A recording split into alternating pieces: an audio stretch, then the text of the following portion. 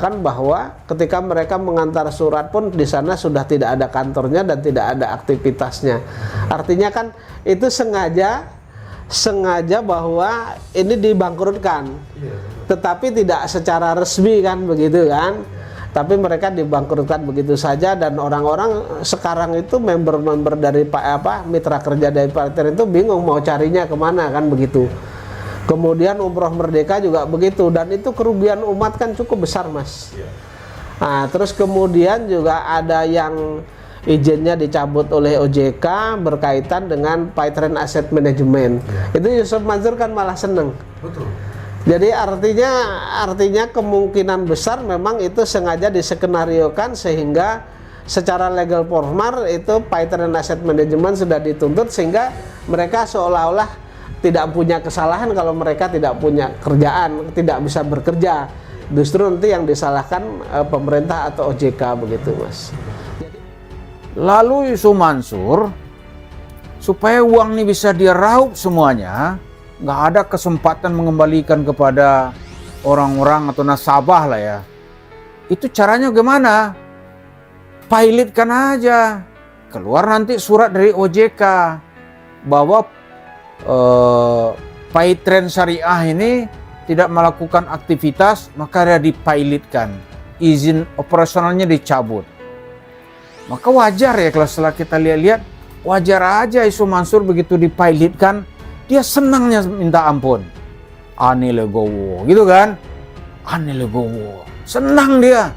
Kenapa? Karena tujuannya itu uang jemaah yang banyak tadi itu, atau uang masyarakat yang banyak di Paytrend itu masuk ke rekening dia dan menjadi milik dia. Masalah, maaf Mas, saya malah membacakan terkesan seperti memang dikondisikan seperti itu. Didesain seperti ini gitu ya? Ya, sudah disekenariokan gitu. Dari sekian banyak peserta kan mungkin juga ada yang ingin mempertanyakan, tapi keterbatasan. Bagaimana nggak keterbatasan? Mas, alamat itu nggak berlaku lagi. Hanya nomor telepon yang masih aktif, tapi percuma juga telepon aktif tapi nggak ada yang angkat. Nah, itu tadi.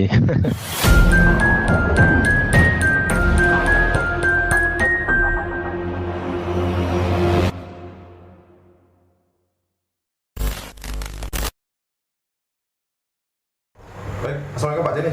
Waalaikumsalam warahmatullahi wabarakatuh, Mas Haji. Masih lanjutkan perbincangan kita, Pak. Sebelumnya kita berbincang mengenai kelihayan ya, istilahnya ada sebelah kita yang mengatakan bahwa Yusuf Mansur itu lihai dalam menemukan celah-celah hukum supaya kasus dia lolos dari jalur hukum gitu Pak.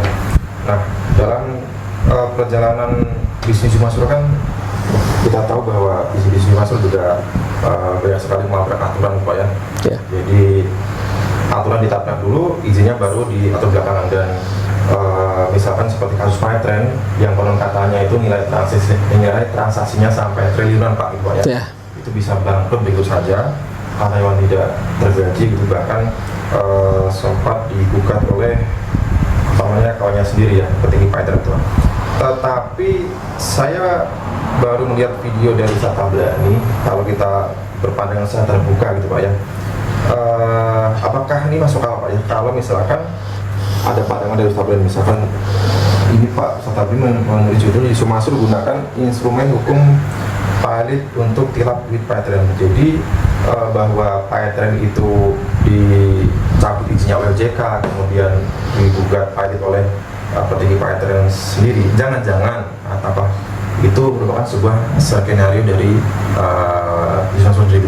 Tapi sebelumnya kita putar video dari Tabrani dulu. Misalnya Paytrend Yusuf Mansur nih, dia Paytrend itu duit masyarakat itu banyak sekali dia terima. Itu enggak ada yang dikembalikan. Itu ada seorang anggota juga angkatan dulu dia, namanya Pak Budiman. Itu karena percayanya kepada Yusuf Mansur, dia pernah menjadi koordinator lah di suatu daerah. Itu katanya satu malam aja itu input data uang masuk itu sampai antri gitu. Itu semalam bisa sampai 8 miliar kata Pak Budiman. Setelah itu ya kontak dengan orang-orang nyumbang tadi itu yang mau Paytrend itu nggak ada lagi gitu. Lalu Yusuf Mansur supaya uang ini bisa dia raup semuanya, nggak ada kesempatan mengembalikan kepada orang-orang atau nasabah lah ya. Itu caranya gimana? Pilotkan aja. Keluar nanti surat dari OJK bahwa Paytrend Syariah ini tidak melakukan aktivitas, maka dia dipilotkan. Izin operasionalnya dicabut. Maka wajar ya kalau setelah kita lihat-lihat, wajar aja Isu Mansur begitu dipilotkan, dia senangnya minta ampun. Ani legowo, gitu kan? Ani legowo. Senang dia. Kenapa? Karena tujuannya itu uang jemaah yang banyak tadi itu atau uang masyarakat yang banyak di Paytrend itu masuk ke rekening dia dan menjadi milik dia. Nggak ada cerita dikembalikan. Karena itu Sumansur sudah merancang bagaimana ini supaya pilot. Gitu. Maka beberapa waktu sebelum pilot ini dia bersuara keras. Bersuara lantang. Dia ceritalah ternyata yang dia sampaikan itu ya omong kosong aja. Apa ceritanya?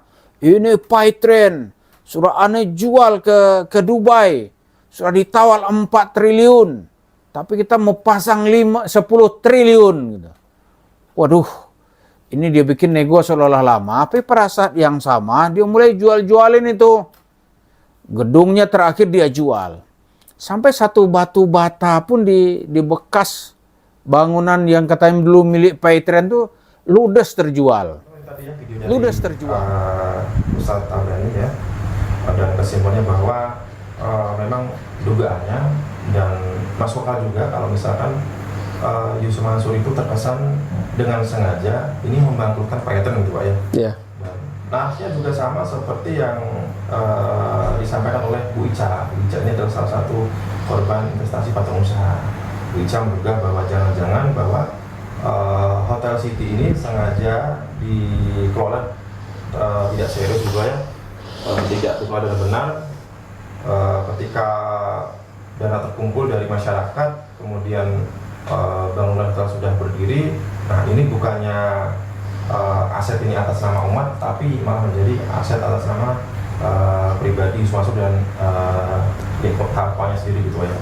Dan baik Pak Zeni, kalau misalkan Pak Zeni mendengar atau menonton pandangan dari Ustadz Tabrani, sepadatkah ataukah memang ada dugaan skenario seperti itu? Jadi kalau pemikiran saya atau pandangan saya masuk akal juga sih. Ya, ya. Artinya begini, Paytrend ini kan sebenarnya mitra dari Paytrend ini kan cukup besar, Mas. Betul, betul. Artinya mitra bisnis Paytrend itu kan cukup besar.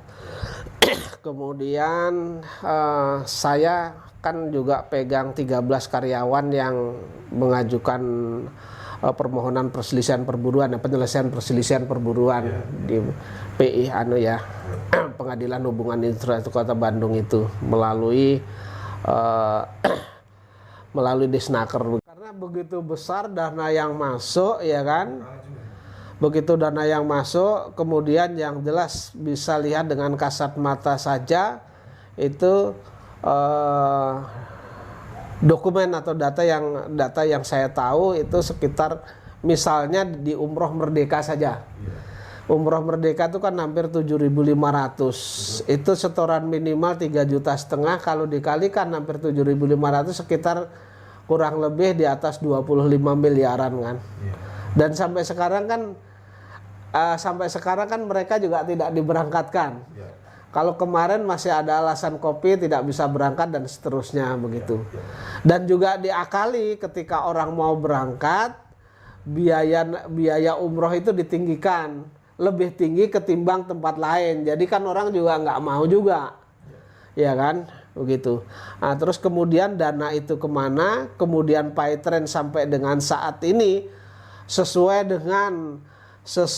dengan jurusita Pengadilan Negeri Bandung itu mengatakan bahwa ketika mereka mengantar surat pun di sana sudah tidak ada kantornya dan tidak ada aktivitasnya.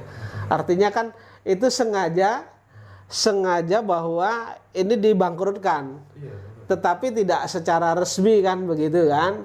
tapi mereka dibangkrutkan begitu saja, dan orang-orang sekarang itu member-member dari mitra kerja dari Paitren itu bingung mau carinya kemana kan begitu.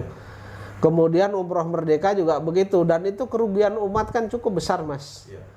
Nah, terus kemudian juga ada yang izinnya dicabut oleh OJK berkaitan dengan Paitren Asset Management.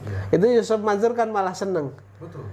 Jadi artinya kemungkinan besar memang itu sengaja diskenariokan sehingga secara legal formal itu Paitren Asset Management sudah dituntut, sehingga mereka seolah-olah tidak punya kesalahan kalau mereka tidak punya kerjaan, tidak bisa bekerja. Justru nanti yang disalahkan pemerintah atau OJK begitu, Mas. Jadi menurut saya masuk akal apa yang disampaikan oleh Tabrani itu gitu.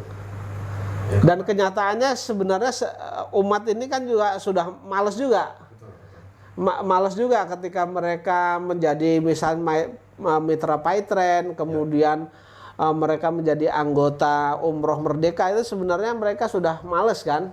Tetapi kalau ini tidak kita cegah, nanti akan terus menerus seperti ini begitu. Makanya saya berkaitan dengan batu bara, berkaitan dengan yang lain-lain, ketika ini minta bantu kepada saya, tetap saya ajukan begitu, Mas. Agar mempunyai efek jera dan ada keputusan hukum yang berkekuatan hukum tetap gitu. Ya.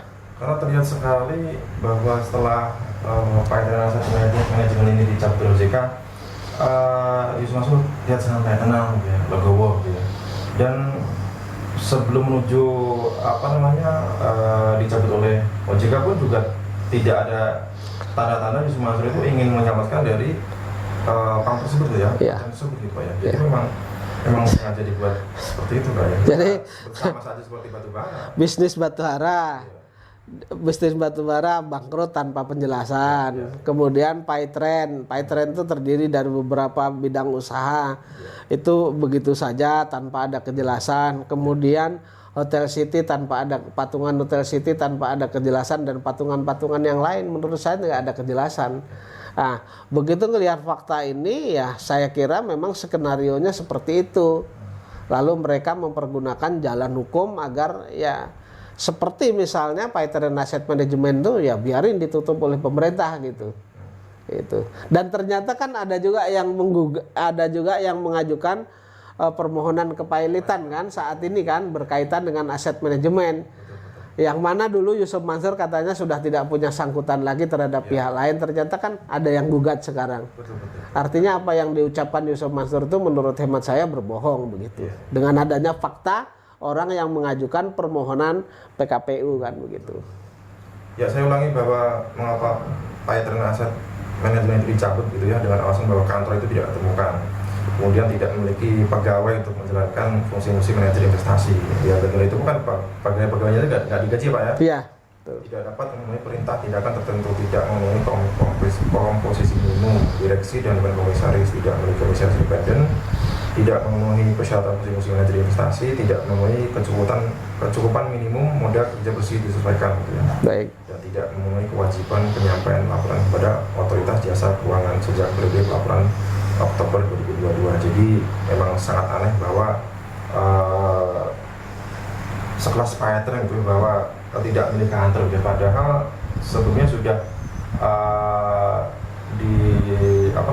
disampaikan di media, di posting di media bahwa Paitren memiliki kantor yang cukup bagus teman-teman ya.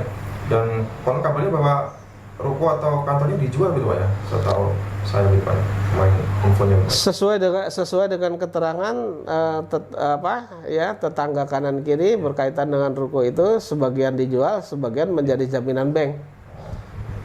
Berarti memang memang seperti itu ya teman-teman permainannya ya, karena dijual itu pun sebelum dicabut oleh OJK ya. Betul ya. Dan itu pun masih banyak puluhan, ya mungkin ratusan karyawan, ya puluhan karyawan lah ini belum digaji.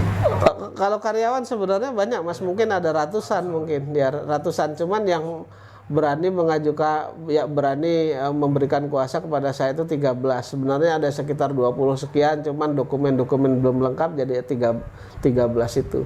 Dan itu pun setelah ada kesepakatan bersama, kemudian didaftarkan ke PHI, itu pun tidak dilaksanakan begitu. Jadi artinya memang ya licin sekali lah begitu. licin atau licik? Menurut saya licik begitu. Ya, licik Iya. sama saja, Iya. dua-duanya. Tapi ketika Pak Asma Asin dan juga Bu Novi Kulina ini ya, mantan Bupati yang membuat pilot Yusuf Mansur, ini yang digugat kan pribadi Yusuf Mansur Pak, bukan perusahaan pilotnya Pak?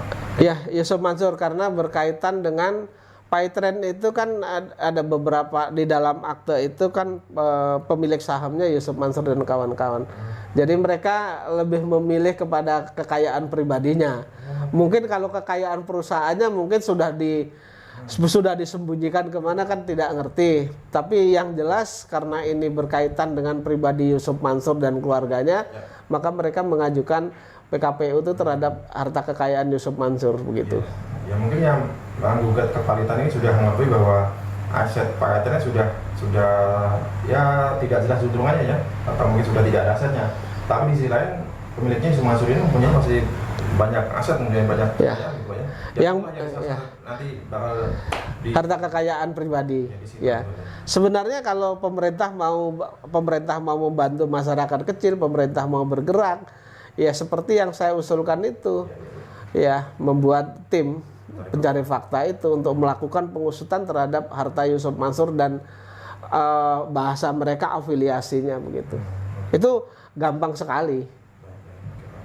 Ya ini kita doakan supaya upaya hukum dari Bu Novi Kulina dan Pak Asma Asin ini berhasil Pak ya. Ya, kita doakan. Atau aset dari Yusuf Mansur ini bisa disita gitu Pak Ya. Dan juga sebagai efek jerah, kemudian ya tidak ada kebentukan lagi begitu Pak. Menunjukkan juga bahwa yang salah itu harus salah. Iya, iya. Dan, Gitu. dan sekali lagi bahwa itu menunjukkan bahwa tudingan-tudingan Yusuf Mansur bahwa sejak tahun 2014 saya diserang-serang orangnya itu aja, itu salah besar Pak ya. Iya. Bahwa Yusuf Mansur memang bermasalah dengan uang, itu memang dengan siapapun, bahkan dengan mantan kawannya sendiri. Betul, ya.